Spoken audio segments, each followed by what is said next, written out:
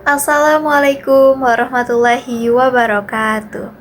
Alhamdulillahirrahmanirrahim. Wabihi nasta'inu ala umuril dunya waddin. Wassalatu wassalamu ala ashrafil anbiya wal mursalin Sayyidina Muhammadin wa ala alihi washabihi ajmain. Amma ba'du.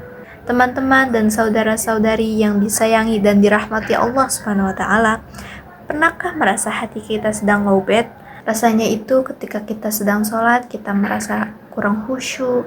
Ketika kita membaca Al-Quran, baru satu halaman saja sudah merasa ngantuk.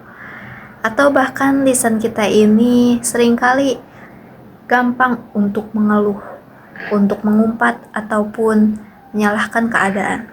Nah, ini adalah tanda-tanda bahwa iman kita itu butuh di-charge atau diisi ulang. Dan Masya Allahnya, Allah Subhanahu wa Ta'ala, Sang Maha Pencipta, tahu persis hamba-hambanya itu butuh daya baru. Maka dari itu, dibawakanlah kepada kita bulan suci Ramadan. Sama seperti ponsel, jika dibuka secara terus-menerus untuk membuka aplikasi yang berat-berat, baterainya tentu akan cepat habis.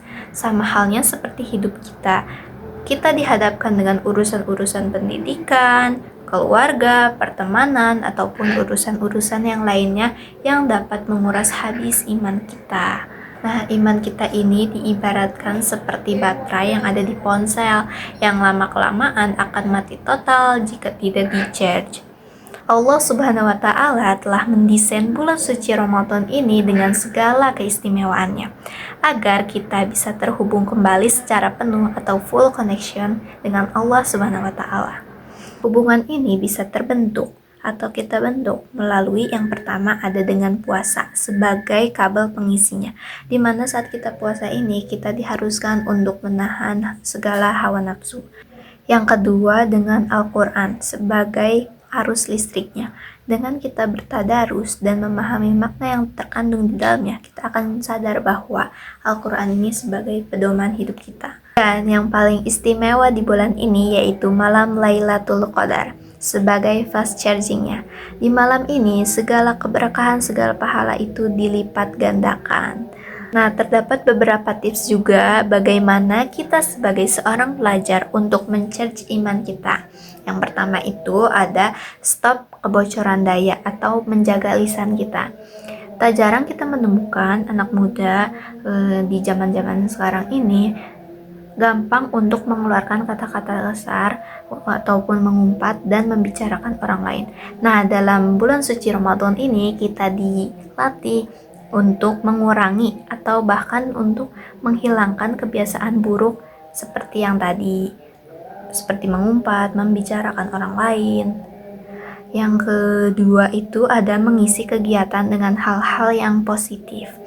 Di sela-sela waktu di bulan Ramadan ini kita bisa memanfaatkan dan mengatur waktu kita, mengatur waktu tidur agar nanti kita bisa bangun di sepertiga malam untuk sholat tahajud dan bertadarus.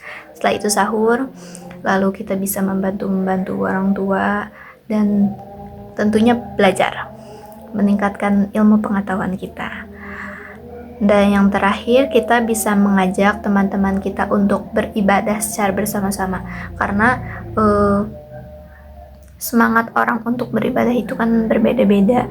Ada yang semangat melakukannya secara mandiri, ada juga yang bersama teman-temannya.